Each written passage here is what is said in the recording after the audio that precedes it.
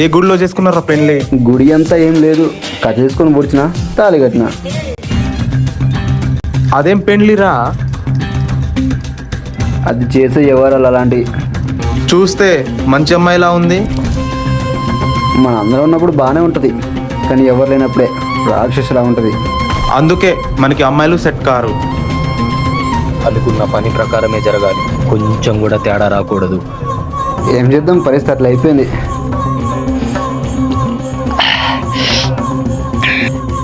అబ్బా